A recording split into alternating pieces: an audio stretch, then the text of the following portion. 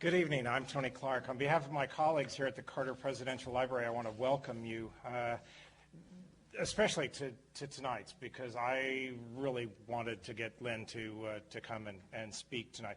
But before I do, I want to encourage you to do a couple of things. We are very fortunate because we work with the Georgia Center for the Book. They often bring us wonderful authors, partner with us. There are sheets like this out front. Be sure and pick one up because it shows you the different authors. Not all the authors come here. Many come to other locations, and I encourage you to pick it up because they are always wonderful authors. I also do encourage you to pick up a sheet like this that shows authors that are coming here to the library. And you know, for us, it's a real pleasure to be able to host evenings like this tonight. This one for me is very special because I asked Lynne to come here. Lynne Olson began reporting right out of college.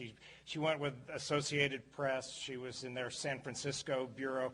And then she was in their Salt Lake bureau and their San Francisco bureau. Then she became the first female correspondent reporter that the AP sent over to Moscow, which was really very groundbreaking. Then she goes and they say, well, you've done such a great job writing over in the Moscow bureau that she was assigned to Washington. She covered the presidential campaign. And one of the things that is interesting to me, and I did not know at the time that I asked her, is it was the campaign of Jimmy Carter. And when President Carter won, as is often the case, reporters end up covering them. She went with the Baltimore Sun at the time and covered President Carter in the White House. Like many folks, I think I understand the feeling when the 1980 election came. Carter lost. It was time to go.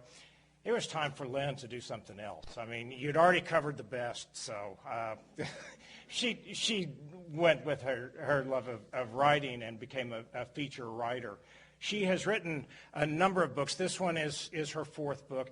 The one that first caught my attention is one that she wrote with her husband, Stan Cloud, who is also, we're very fortunate to be joining us tonight. It's called Murrow's Boys. For anyone that is interested in World War II, interested in journalism, there is no one quite like Edward R. Murrow and the people that he gathered together.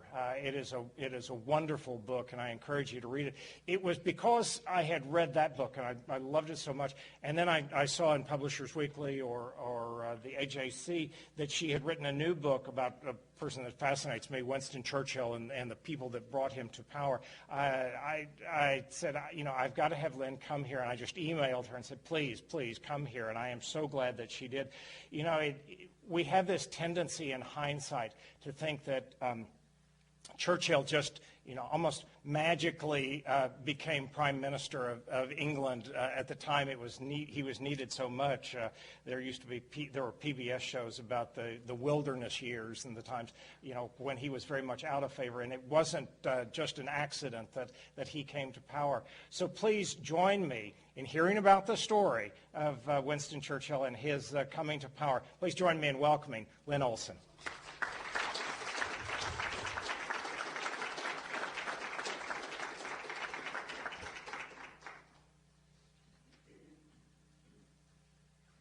Thank you very much, Tony. I'm delighted, absolutely delighted to be here. Jimmy and Rosalind Carter have a very special place in my heart, and they have ever since 1976. But the main reason that I am grateful to Jimmy Carter is that it was covering the Carter presidential campaign that I met my husband. We both were covering the presidential campaign, and we met on the tarmac of the airstrip in Americus, Georgia, as we were waiting for Ed Muskie to come in and be interviewed as vice presidential running mate. Muskie, it was not a good time for Muskie, but it was certainly good for me and for Stan. And we have been married now for 27 years, and once got a note from a good friend of ours who is also a reporter who said it was one of the best things to come out of the Carter campaign was our marriage. I respect and admire the president very, very much, but I'm very grateful to him for that.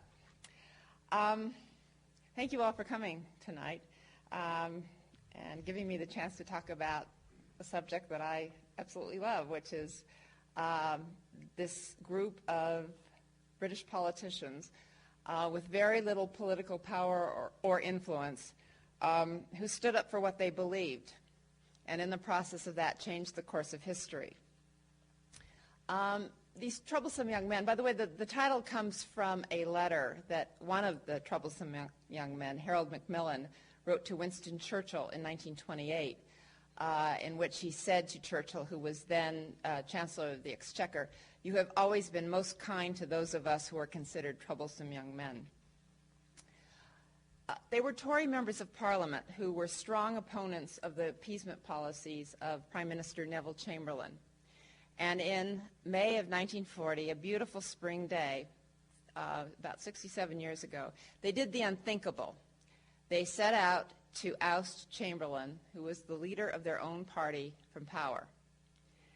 It's important to understand that on that day, really at that particular moment, May 7th, 1940, Britain was on the brink of utter disaster. The British had been at war with Germany for 8 months, ever since Hitler had invaded Poland in September 1939.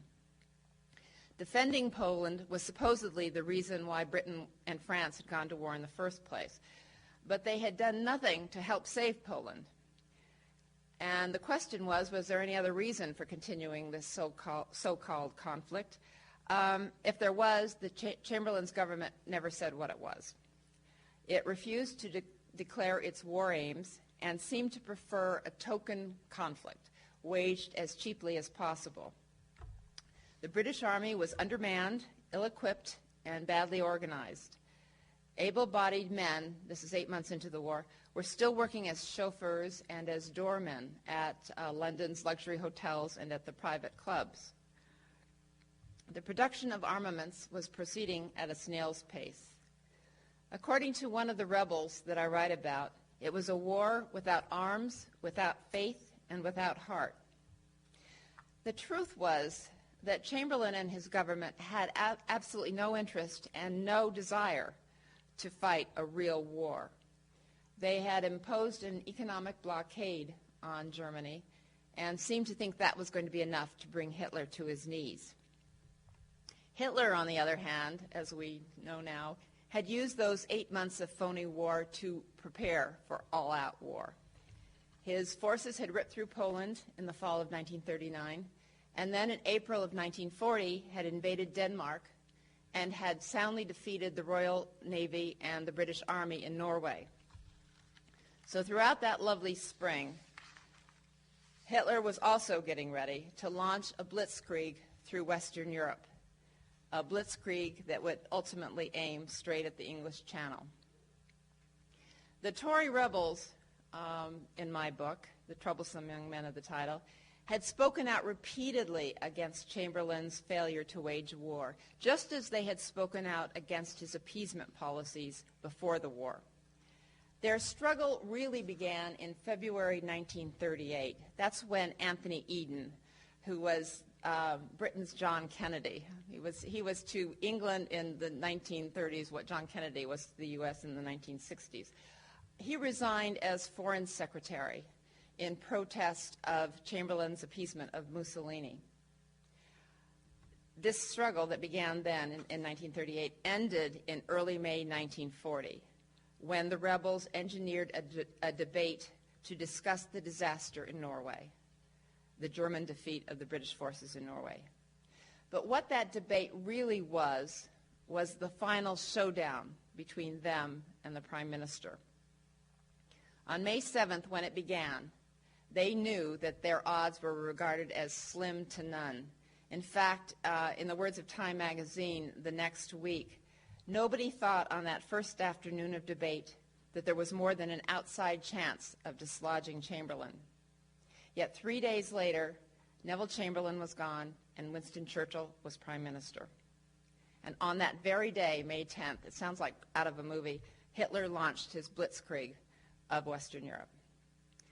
This book is the story of how all that came to be and how Winston Churchill ended up where he did.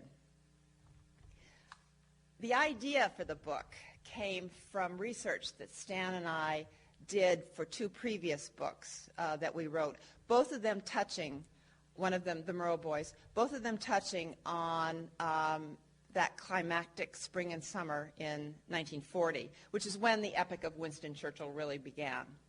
It's when he came to power. It's when France and the rest of Western Europe fell to Germany. And it's when Hitler launched the Battle of Britain. That story of that summer and Winston Churchill is without a doubt one of the most amazing dramas in British history. But as I was researching the period, as we were researching the period, it really seemed to me that the behind-the-scenes story of how Churchill ended up where he did, which involved these Tory rebels defying their party and prime minister, was just as fascinating and in its way just as important as the story of Churchill. Because if it hadn't been for them and for their parliamentary colleagues who joined with them in voting against Chamberlain in the Norway debate, Churchill would never have come to power. And if that had happened, Britain might well have negotiated for peace with Hitler or even gone down to defeat. And of course, if that had happened, the history of World War II would have been very, very different. So why has this story been overlooked as I think it has? I think the main reason is that in the past 60-odd years since that time, Churchill has become such a monumental historical figure that he has just swept everybody else off the stage. A lot of people now believe two things. One, that Churchill stood virtually alone in opposing appeasement before the war. And two, that his rise to power was inevitable. But neither of those assumptions is true at all.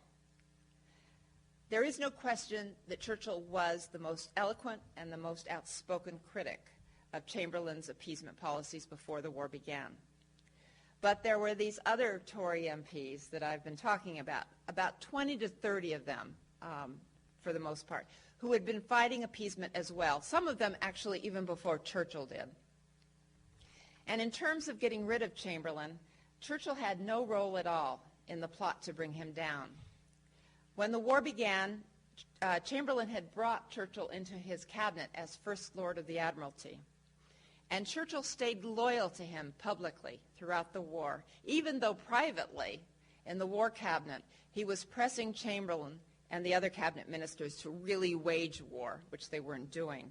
He was the only really offense-minded member of the war cabinet. Churchill made very clear to the Tory rebels that he would do nothing to help get rid of Chamberlain. In fact, and this is one of the most interesting things I discovered in my research, he actually spoke against them in the Norwegian debate, in the debate over Norway, and he supported Chamberlain. And he criticized these guys, most of whom wanted to make him prime minister. If Chamberlain was to be ousted, he made very clear to them that it was going to have to be their doing, not his. He was not going to get involved at all. As for the idea that Churchill's rise to power was inevitable, Chamberlain was a very powerful prime minister with a huge Tory majority in the House of Commons. Until just shortly before he resigned, actually, most people thought he was invincible. There's this idea that he was weak and vacillating, primarily because of his reluctance to stand up to Hitler and Mussolini. But he was not weak and vacillating at home. He was ferocious in attacking anyone who dared oppose him or even criticize him. He tried to shut down public debate, see if this rings a bell, by intimidating the press and by claiming that anyone who dared criticize the government was guilty of disloyalty and of damaging the national interest in time of war. He and his men tapped the phones of the Tory rebels, shades of Richard Nixon and Watergate. Nixon was not the first one to come up with the idea of dirty tricks. Chamberlain was there well ahead of him. He and his men spied on these guys and others, and journalists as well. One of the people that he spied on was Churchill. And he did everything in his power to ruin them politically. Up to this time, I've been talking about politics. This is a story of politics, and it's a story of government, but it's also a very human, very dramatic story. It's filled with illicit romance and broken friendships and intrigue, plots and counterplots. It's really quite Shakespearean, actually. That's what I thought as I was doing the research on it. The fight that these guys, the Tory dissidents, waged against Chamberlain and his men was an intensely bitter, intensely personal fight. They were members of the all of the people that were involved in this were members of the old boy network that dominated British government and society. The rebels, like the people that they were fighting against, had gone to Eton and Harrow and to Oxford and Cambridge. And now the rebels were doing everything they had been brought up to believe. They were going against everything they had been brought up to believe in those schools. They were not, quote, playing the game, unquote. I can't tell you how many times I ran across that phrase, you're not playing the game. They were, quote, batting against their own side, unquote. They were considered disloyal, which was an arch crime in that tight-knit, clubby little world they lived in. Indeed, they were accused of being traitors to their class, to their party, to their government, and to their country. They were challenging men they had gone to school with, men who were members of the same clubs they belonged to, and in some cases, even men who were members of their own families. They were risking political suicide, and they knew it. As I said, there are about 20 to 30 of these men who were at the core of this group. But I focus on 4 of them. Stan and I our books are history. I mean, they're total nonfiction. We don't make anything up. But we try to make them very human and to make them as novel-like as possible. And we do that through really telling the story of certain people. So as I said, I focus on 4 of them. And I'd like to tell you just a little bit about each one of them. The first one is Ronald Cartland, who was the youngest and the most fearless of all the rebels. He was the brother of the famously prolific Barbara Cartland, the romance novelist who wrote 700 or 800 novels in her extremely long life. And I must say, this is just a parenthetical expression. One of the most fun parts of the research was when Stan and I went to Barbara Cartland's house in Hertfordshire, and her sons are running it. It's kind of a trust. And I don't know if any of you have, I've never read her novels, but I know something about them. And it looks like, I think she was. It's all pink and fluffy inside. You know, it's just an incredible place. Anyway, Ronald Cartland was not like his sister. He was regarded as one of the top young Tories in the House. Anthony Eden said of him, "Of all the younger men I knew, his was the fairest future. We were all so sure that he had a great part to play in the world after the war." Cartland was very ambitious from the time he was about 3 years old. When he was about 3, he would scribble on sheets of paper. Of course, he couldn't read yet. He would scribble on sheets of paper, and he would get on a box, and he would instruct his sister and his nanny to sit in front of him, and he was giving a political speech. And he would tell them when to heckle. He was 3 years old. Tell them when to heckle and when to applaud. And when he was 12, his family moved to London. His father had been in politics and was killed during the First World War. And when he was 12, his mother and brother and sister moved to London. And Barbara was 18 years old then, and the 2 of them went out for a walk. And she was excited about being in London, and she said that she was going to, become a great star of society, which she did. And she asked her brother, her 12-year-old brother, what he wanted to do. And he said, "I'm going to be prime minister." And he had that ambition from the age of 12, and he continued to have that ambition until he was elected to the House of Commons. So he was very ambitious, but he never backed away from speaking his mind, which, as all of us know, is extremely unusual in politics, no matter what the consequences were. I'll give you an example of that with him. A House of Commons debate was held in August 1939, which was just a month before the war began. And the purpose of the debate was to basically give Neville Chamberlain the permission that he wanted to send the House off for their 2-month annual summer vacation. It was clear that war was about to break out. German troops were massing on the borders of Poland. Hitler was demanding that Poland give him Danzig and the Polish corridor. There was no question. I mean, only a miracle could have saved peace at that point. But Chamberlain wanted Parliament to get out of town. He wanted them to go on their summer break. The view of the rebels, particularly of Cartland, was that basically Chamberlain just wanted them out of the way, so that there would be no problems for him in whatever happened, whatever was to come. Cartland's view was that the Prime Minister had turned Parliament into what he called a lapdog legislature, existing only to do the will of the Prime Minister. He told a friend that the House of Commons had become nothing more than a cross between Madame Tussauds Waxwork Museum and a marionette show. So he was not happy during this particular debate in August 1939. He was, as I said, he was very young. He was only 31 years old, one of the youngest members of Parliament. So during that particular debate, he got up and he called Chamberlain a dictator to his face. He also predicted that very soon young Englishmen like himself were going to fight and they were going to die. He was booed and hissed and screamed at by members of his own party.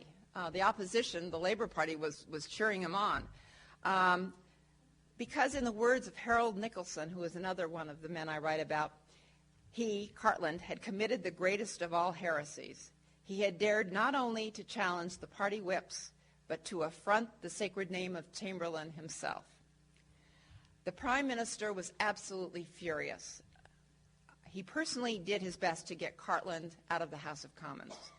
He wrote to his sister, Chamberlain wrote this to his sister about Cartland: "He's always been a disloyal member of the team. We may lose the seat as a result, but I would rather do that than have a traitor in the camp." Cartland, however, wasn't around for the debate over Norway in 1940. He was an officer in the Territorial Army, which is similar to our National Guard. And when the Germans invaded the Low Countries in France on May 10th, he and his regiment were part of the British forces that tried to stop the German advance. He did hear about Churchill's coming to power, and he was thrilled. He wrote to his mother, "A grand new government, I think. I'm so glad. Now we are justified. And Winston, our hope, he may yet save civilization." 2 weeks later, he was killed while trying to lead his men to Dunkirk. So he was right. He was one of the young men who died. The next two of the four, second and third of the four, are Robert Boothby and Harold Macmillan. Now, I dare say all of you have heard of Harold Macmillan. He later became Prime Minister himself. But I suspect not many of you. In fact, let me ask, has anybody here heard of Robert Boothby before? That's one? Oh, great. They entered Parliament together in the same year, 1924. And back then, it would be Robert Boothby that you would have heard of, not Harold Macmillan. Robert Boothby, from the time he entered Parliament, he was 24 when he entered in 1924, was touted as a possible Prime Minister. He was extremely good-looking, very outgoing, a wonderful speaker, catnip to women. Everybody loved him, particularly women. He became Winston Churchill's parliamentary private secretary when Churchill was Chancellor of the Exchequer. And as he said once, every door in London was open to me. They truly were. Macmillan, on the other hand, was very bookish and shy and repressed and inhibited and pompous, not a good speaker. He was the scion, he was a young partner in Macmillan's publishing company, which had been founded by his great uncle and his grandfather. So they were very, very different types, but they were very close friends and very close colleagues.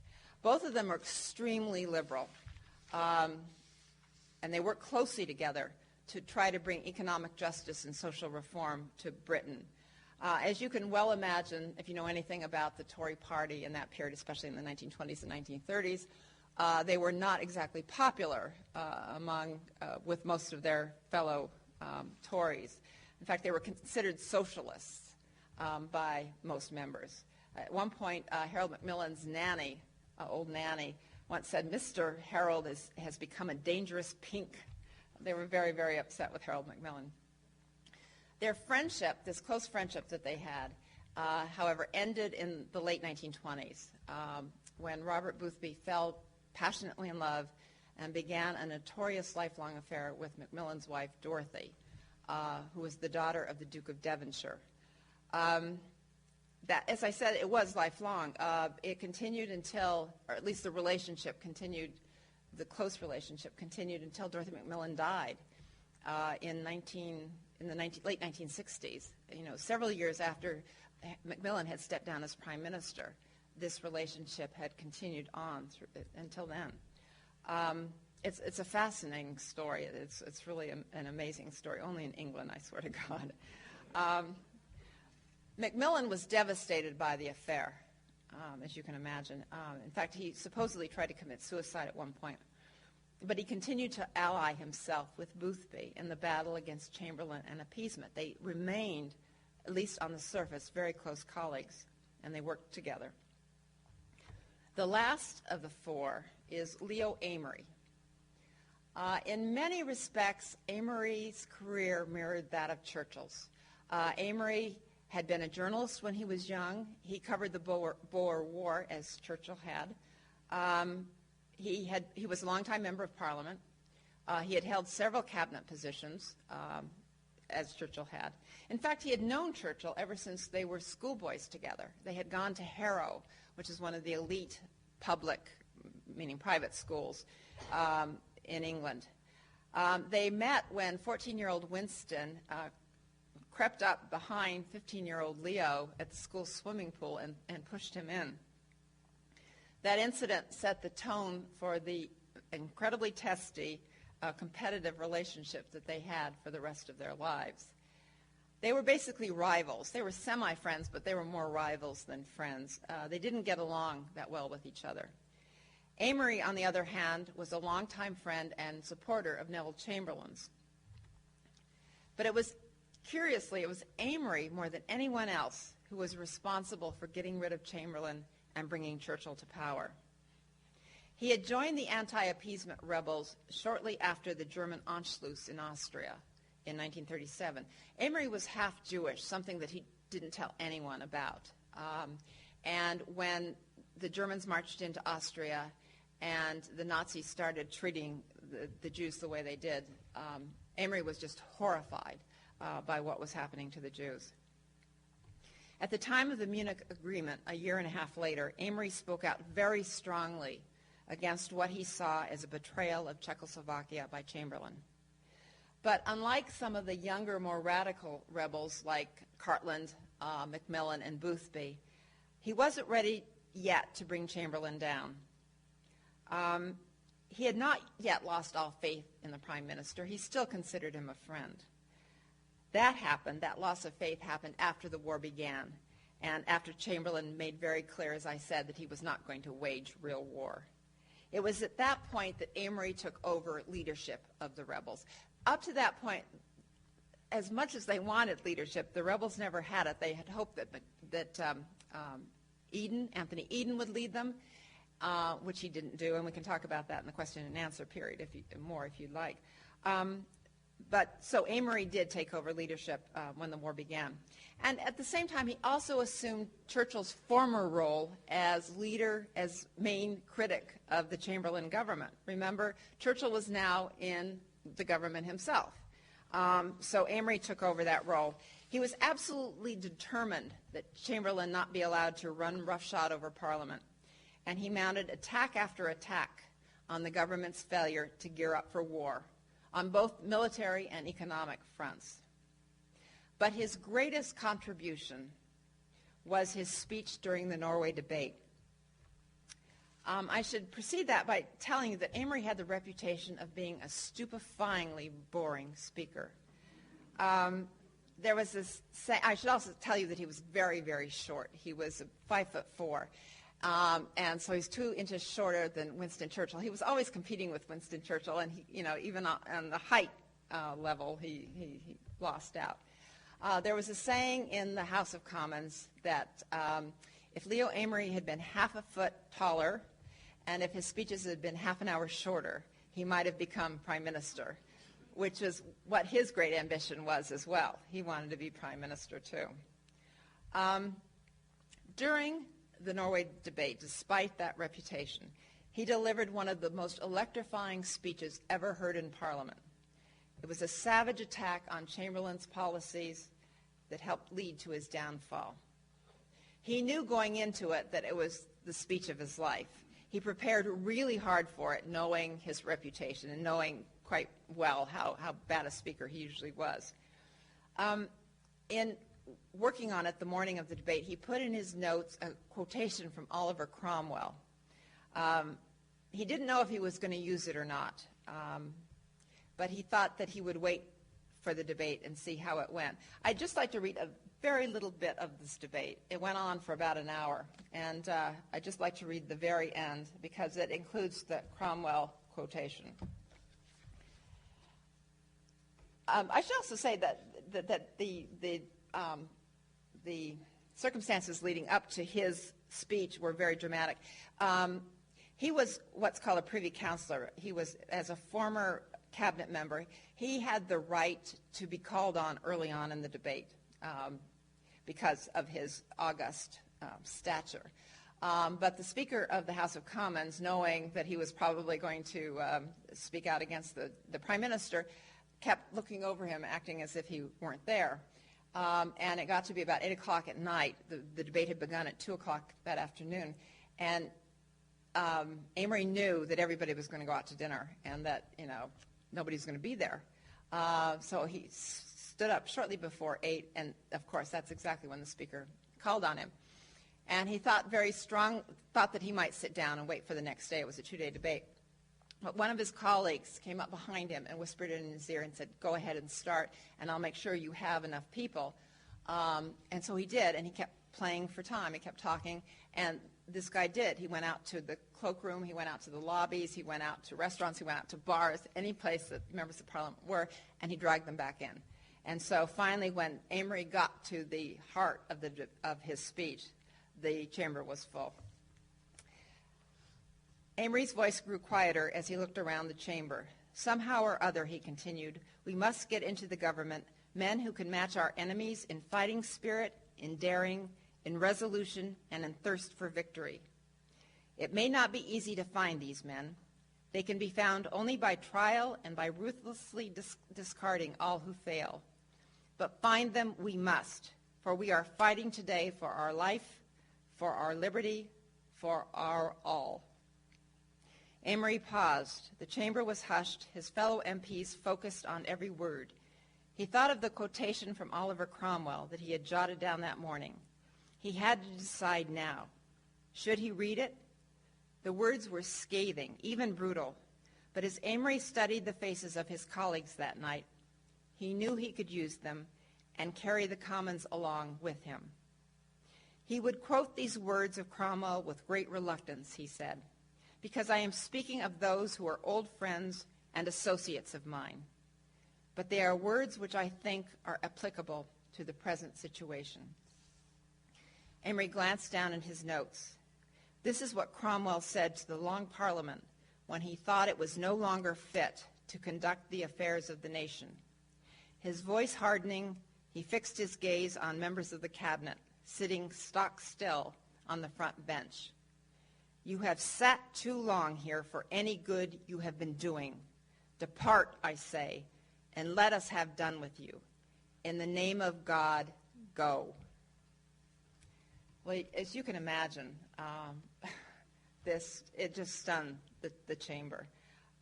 Harold Macmillan later wrote that Amery's logical, powerful, unanswerable address had, with rare skill, put into the frame of a quotation the thought that was forming in every listener's mind. Members were very affected by it. and it persuaded a number of Tories who had not openly opposed Chamberlain up to that point that, in fact, he should resign.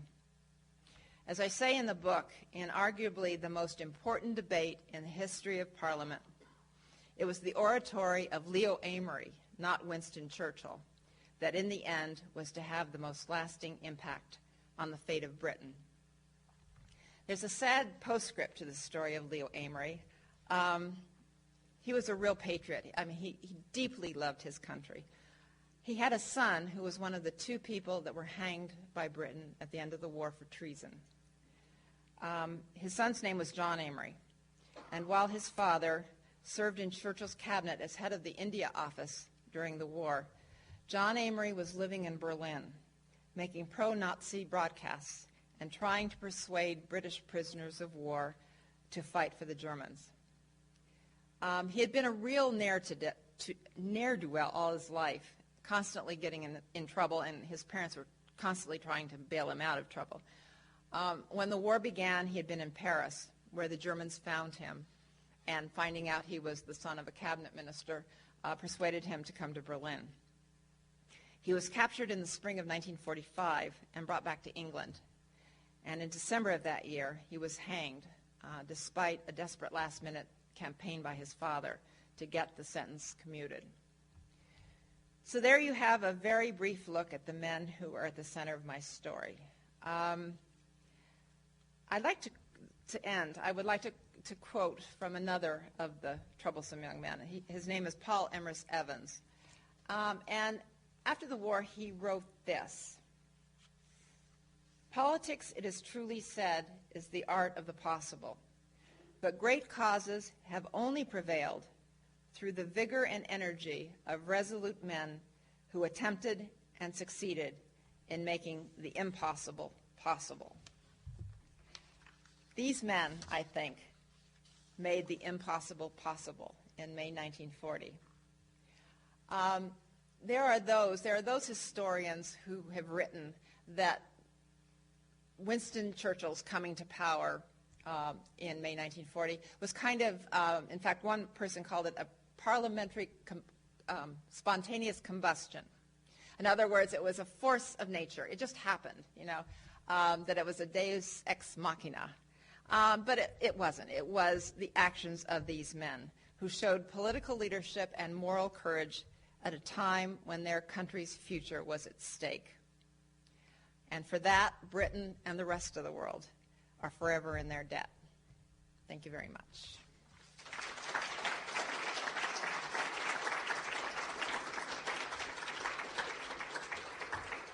Let's take about 15 or 20 minutes worth of questions from the audience, and then Lynne's going to sign books out front.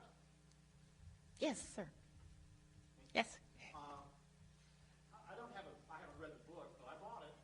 Thank you. And I don't have a big brief for Chamberlain. But I do know from other readings that every time one of the civilian leaders of the Western democracies, and this includes France, in the 30s, would go to their military chiefs, whether it's the British General Staff or the French General Staff, and say, well, what can we do about this guy in Germany?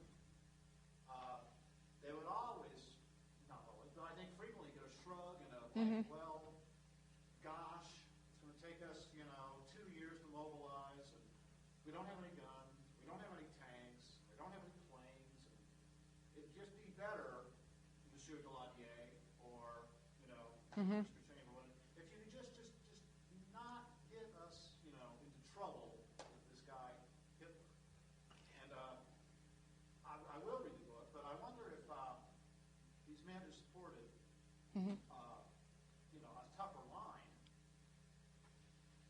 I guess it was kind of a hypo. Could they really have? Was Chamberlain doing the best he could? Oh, that's a very good question, and that's a number of people have asked me that. But there are other things to remember. First of all, that Chamberlain was Chancellor of the Exchequer during the period from 39 1 to 37 when rearmament was beginning. And he was the one that when some of the service chiefs and service ministers came and said, we need to increase our budgets dramatically, he was the one saying, and I am faulting him, but I can understand his reasoning, saying we don't have the money. He constantly cut the budget or proposed that the budget be cut of the services, because Britain was just emerging, as other countries were, from the Depression. And he was afraid that spending too much on the military was going to plunge the country back into depression. It was a very fragile recovery at that point. So I think defenders of Chamberlain who say, there was nothing he could do, I think that's not true, because I think there was something he could have done early on before he became prime minister. Britain certainly wasn't ready. There's no question for war. But at the same time, Germany at the time, for example, of Munich, was even less ready, which is something that people forget. Hitler's own generals didn't want him to go to war in 1938. They knew that they probably would not be defeated right away, but eventually probably would be defeated. Their economy was in terrible shape at that point. So I actually do sympathize with Chamberlain. He was caught in a very, very difficult position. But I think he was more responsible for the position that Britain found itself in than most people know. Yes, sir. One comment on that. They just gone through a slaughter. They lost the whole generation. Exactly. Absolutely. That would have been an absolute yeah, I'm glad you brought that up. Absolutely. The memory of World War I was just, it was so vivid and so painful at that point. Not even a generation had gone by. All those kids that were killed, would have been in their early middle age. They had fathers and mothers still around, wives. It was horrible. And Chamberlain, and I'm glad you brought that up. Chamberlain really hated the idea of war. He was a man of peace to his bones. He kept talking about that. The thought of sending young men to war and to death, horrified is too mild a word. He was just, he couldn't do it. He said, I could never be a war minister, and he wasn't. The thing is that knowing that he wasn't a war minister, having declared war, it might have been better if he had stepped aside at that point, but he didn't. So, yes, sure. No, the question was, reading the book, it was fascinating. I loved it. Thank you. The thing that struck me was how Churchill backed off when he became First Lord of the Admiralty. And my question is, could he? He was such an ambitious man in reading history about him. Yeah. I got to believe there was some sort of tacit agreement with these Tories that he was going to stay back like that and let them carry water. But in your book, I tend to think that he didn't do that, that he really was defending Chamberlain. I found that fascinating. Is that true? There is just no way of knowing. There is no indication, there is no evidence or proof that he was involved in any way, backstage or whatever in plotting. Certainly people close to him were. Brendan Bracken, who was his secretary, private secretary, certainly was plotting against Chamberlain and working with these guys. But as far as anybody can tell, there is nothing to indicate that Churchill was in fact involved. He was, one of the reasons that I like writing about him, even though he's never, this is as close as he's been to the main character in a book that we've written, is that he's such a complex guy. You think that you've got Churchill pinned down, and then you realize you haven't. He had an amazing sense of loyalty that I think carried him even when the future of the country was at stake. In fact, Brendan Bracken often said to him basically that, great that you're loyal to Chamberlain, you think he's a friend, but, isn't Britain more important than Chamberlain? And he kept saying over and over again, Chamberlain is my chief, the Prime Minister is my chief, and I will continue to follow him. And he never do that. Churchill has the reputation, quite rightly, of being a rebel political rebel for most of his career. He was indeed that. But I think deep down he didn't like being a rebel. I think deep down he really was a conservative, small c, who wanted to be part of the power structure. He never really wanted to be out of the government, even though he was out of the government for most of his political career, or not most, but much of his political career. But he didn't like that. I think he wanted to be part of the government. And even though these Tories, these rebels, helped bring him to power, he never quite forgave them, I think. I mean, he never talked about this. This is all supposition. He never forgave them for doing what they did, which was to help topple a prime minister. I think even though he was the benefit, he got the benefit, and so did the country and the rest of the world, he never quite, thought that they did the right thing, I think. Yes, sir. I know there was great accumulation of distrust toward Churchill. Was it a foregone conclusion that if they brought Chamberlain down, Churchill would be the successor? That's a very good question. No. In fact, on May 10th, when he became prime minister, it wasn't clear that he was going to be prime minister until shortly before he actually was named prime minister.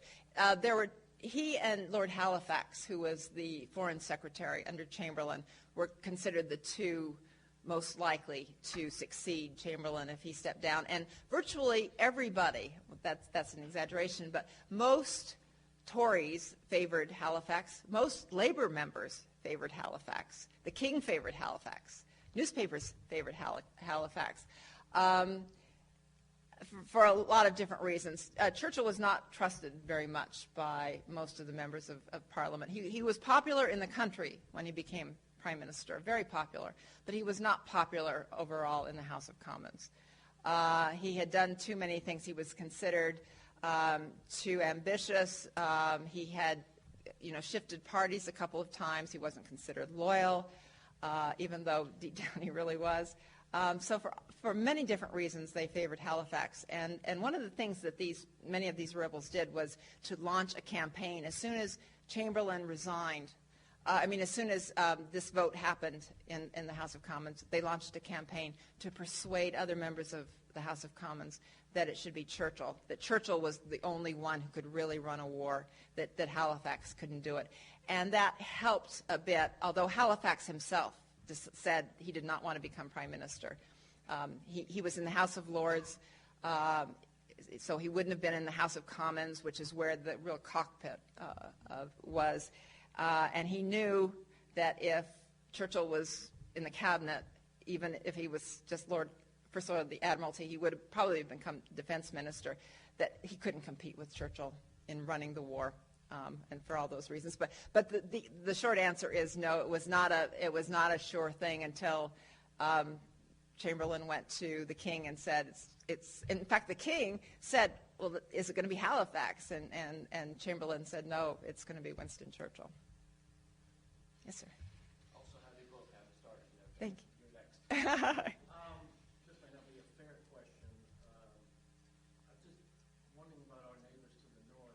The Canadian Parliament of 38 to 940, did they remain in Chamberlain's corner, or more or less Churchill's corner, and were there some troublesome young men there? God, that's a really good question, and I don't know the answer.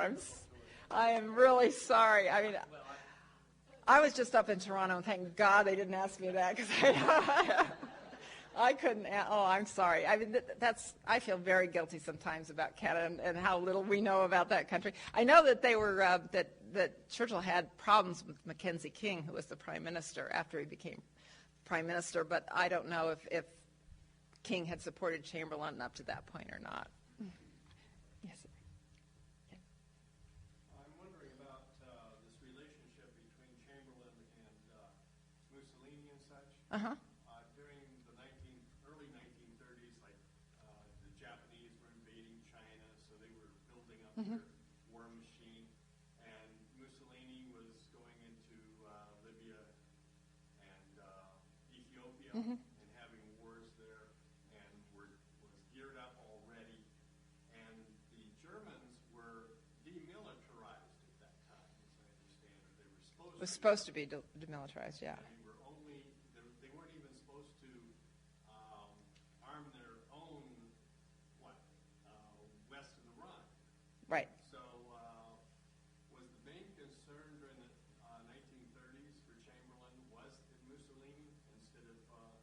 His concern about Mussolini was to keep Italy out of the camp of Hitler and to try to rein Mussolini back in. I mean, to try to get him on the side of England, and that's why a lot of, I mean, the government did its best to appease Mussolini, and that's why, as I said, Eden Resigned was over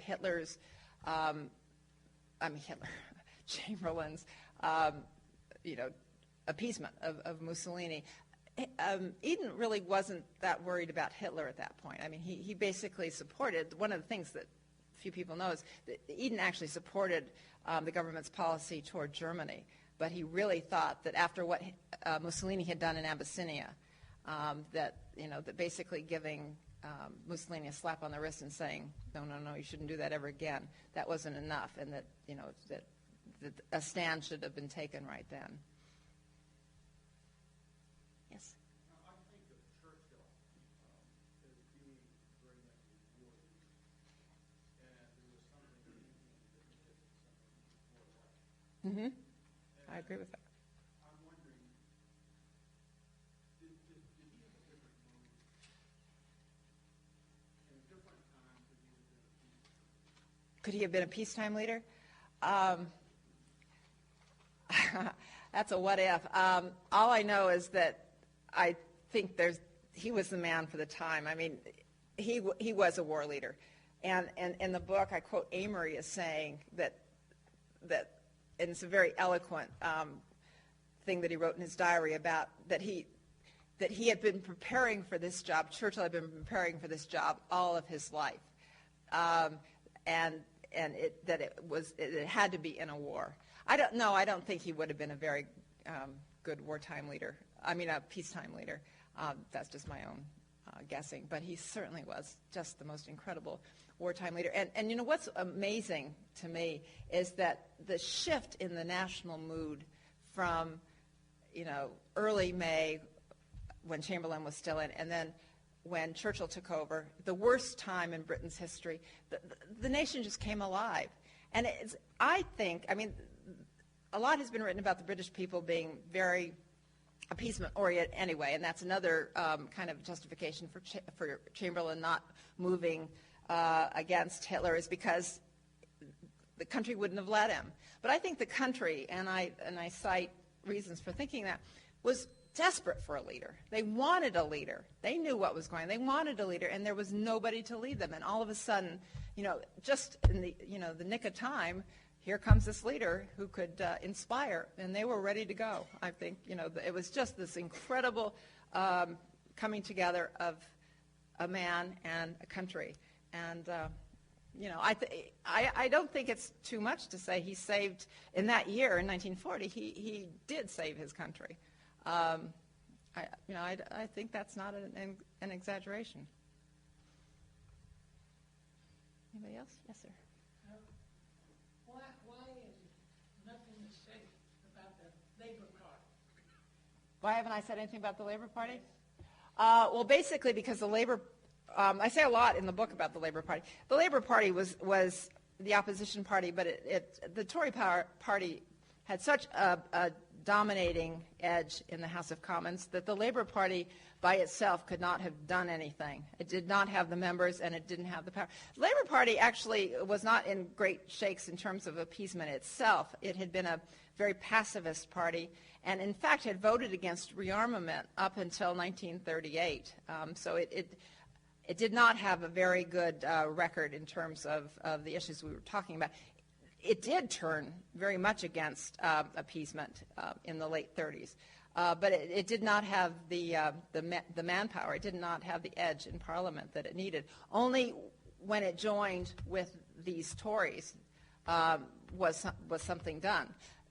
The Labour Party did, however, when push came to shove, and Chamberlain knew that he was on his way out and knew that the only way he could possibly stay in power was to have the Labour Party come in to government, and so it would be made a coalition government. He did this at the last minute on May 10th, and the Labour Party said no. The Labour leaders said no, they weren't going to join the government, and it was that point that Chamberlain knew that it was over, that he had to resign, and And he did. He did within an hour of the Labor parties telling him that they weren't going to join the government. Yes, sir.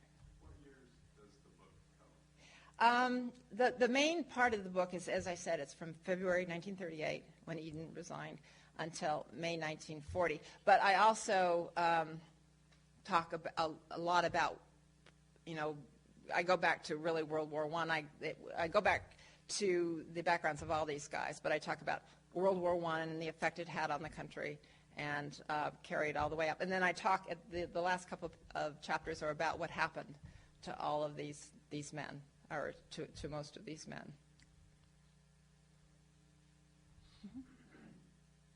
Why did the people turn away from Churchill at the end of the war? Well, I think it goes back to the question over here about could he have, been a peacetime leader? He was a wartime leader, and the British people were tired of war. They wanted a new life. They wanted economic reform. They wanted social reform, and that's something that they didn't think that Churchill and the Conservative Party, which had really been in power for, at that point, 15 years, could give them. And so they turned to the Labor Party to do that. I remember before I got involved in doing research about Churchill, I always thought, boy, they were very ungrateful to this man who helped save him. But I think the reaction was right. I mean, I think he was not a man for peace, for governing in a time of peace. In terms of coming up with new policies and new reforms. He was brilliant during the war, but I don't think he was a man for peace. This hour has gone by. I looked at my watch a second ago and was amazed to see that we had gone through an hour, and I think it's because it is such a fascinating story that Lynne tells. I encourage you, the book is for sale in the lobby. Lynne's going to be signing copies of it, so please join me in thanking Lynne Olson for a fascinating evening. Thank you. Thank you.